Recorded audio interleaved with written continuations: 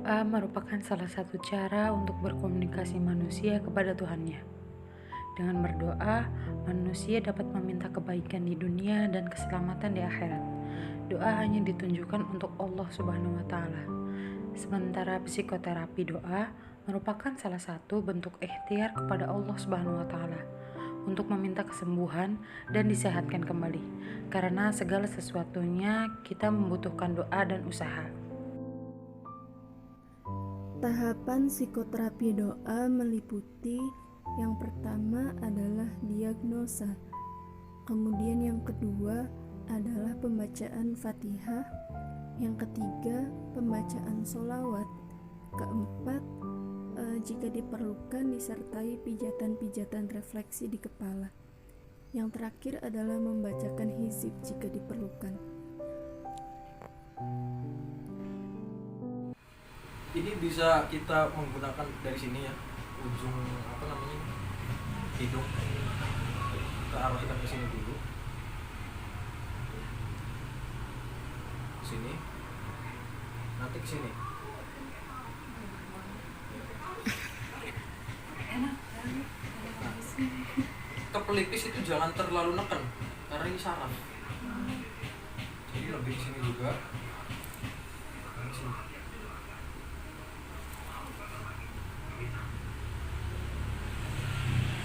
Dari sini juga bisa. Sebenarnya wajah juga ya, wajah juga bisa. Biasanya saya pakai hand body biasanya. Itu sambil baca doa apa cuma hidupnya? Nah itu ya, tetap sambil baca sholawat kalau saya, sebab biar ngademin, biar bikin seger. Jadi kalau posisinya kan mirip, ini kan di sini nih. Kalau di kepala sih itu jangan terlalu kencang, jangan terlalu neken, karena kalau kepala itu pusat saraf, nanti malah khawatir mengganggu atau bahkan merusak. Sini.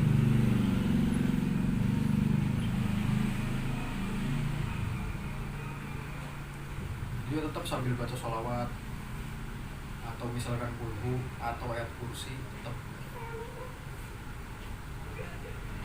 di sini bisa. Nanti baru ini baca hauqalah la haula wala quwwata illa billah.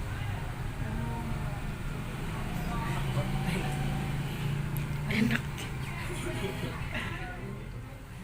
Kita di perut bawah ya, tahan. Udah tahan nafas. Nah kemudian dalam hati baca silakan. Nah itu tadi yang di awal saya mengatakan cocoknya menggunakan bacaan apa sesuai dosisnya ini. Mau kulhuta, ayat kursita, sholawata. Sholawat pun kan banyak sekali macam-macam. Sallallahu ala Muhammad atau Allahumma sholli ala sayyidina Muhammad ya. Atau mau sholat Fatihah, sholat 70, Nariyah, Ibrahimiyah, sholat Adam, sholat Jibril, sholat Khidir, macam-macam. Nah dalam hati begitu, nah ini tangan kita bebas mau tangan apa saja, mau dua-duanya juga mau. Ini jarak sekitar segini, mungkin satu kepelan tangan. Ini dirasakan. Nanti di sini akan kerasa hawa panas. Kalau nggak kerasa hawa panas, ada kayak pusaran angin. Termasuk orangnya juga ngerasa nanti. Nah digiring, terus baru kalau sudah sampai sini diambil dulu, kemudian buang saja sambil baca hauqalah la haula, dilebur artinya dulu. Ini efek negatif. Ini sebetulnya metode terapi pengobatan untuk penyakit yang sering pusing, yang sering apa itu bisa gitu. Pusing mikirin apa? Ya pusingnya mikirin apa buat.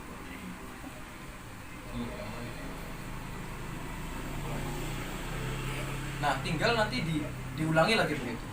Kan kita tadi kan tahan nafas, udah buang nafas dulu ya. Nanti tarik nafas lagi, tahan lagi, terus baca lagi dalam hati, nanti mulai lagi kayak gitu. Nanti digiring saja. Setelah itu nanti ditanyakan nih orang ini reaksinya gimana. Umumnya sih pasti panas sesuai arahan tangan, padahal nggak nempel. Nah ini maksudnya sih, itulah salah satu kekuatan besar yang ada dalam tubuh manusia kalau kita bisa menyingkronkannya. Makanya kita tidak asing lagi dengan dalil man arafa nafsah faqad arafa rabbah. Sebenarnya kalau kita kenali diri sendiri, kenal gitu. Arafa bukan hanya mengetahui. Ada alima, ada arafa. Alima itu mengetahui saja. Arafa itu kenal gitu. Bukannya tahu tapi kenal betul. Kalau kita sudah kenal dengan diri sendiri, maka arafa rabbah nanti kenal juga dengan Tuhan.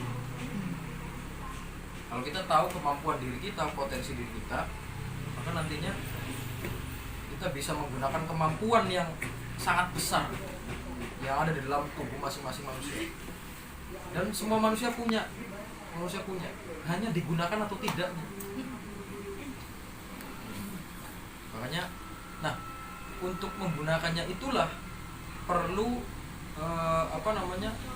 ibaratnya diasah dulu, dilatih dulu. Makanya kan tadi saya menyampaikan bahwa mumpung masih ada waktu beberapa tahun lagi untuk menjelang lulus dan menjelang kalau sudah S1 kan otomatis sudah ada tanggung jawab intelektual untuk terjun ke masyarakat, pengabdian, mengabdi ke masyarakat, entah itu melalui lembaga atau independen, ya, atau mau kemana lah, itu ada tanggung jawab semacam itu. Sebelum itu, waktu ini digunakan untuk mengolah rasa. Jadi kalau orang konseling, rasanya harus belum digunakan. Tapi bukan dalam arti baperan ini, beda ya. Makanya saya itu sering ngomong, mungkin dia juga masih ingat ya, kalau yang ngaji ke saya atau apa, saya selalu bilang gini, aja nganggo ati tapi dinggo ati ya. Aja nganggo ati tapi dinggo ati ya. Ini kontradiktif kayaknya sih. Maksud saya begini, aja nganggo ati itu dalam arti kita jangan yang bersifat negatif atau menjatuhkan kita, termasuk ya hinaan, cacian, bulian, itu jangan diambil hati. Tapi kalau ada orang yang dibegitukan, maka dinggo ati ya, baru kita dipakai perasaannya, hatinya. Apalagi seorang konselor atau terapis atau apa istilahnya lah, psikiater, psikolog, sejenisnya lah. Cuma kan kalau modelnya yang tradisional itu kan tidak jarang ya menggunakan obat-obatan apa.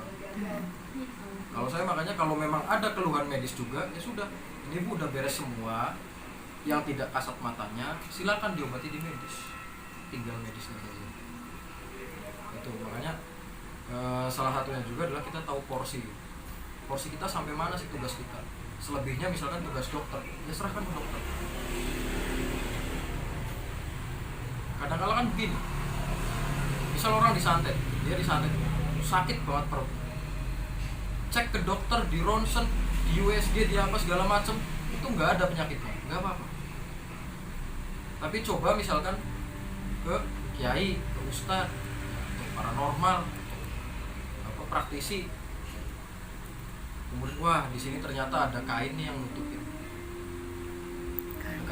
nah itu diambil, ini berbentuk gaib. So nanti besok ke dokter lagi ya, setelah ke dokter baru kelihatan tuh penyakitnya ini.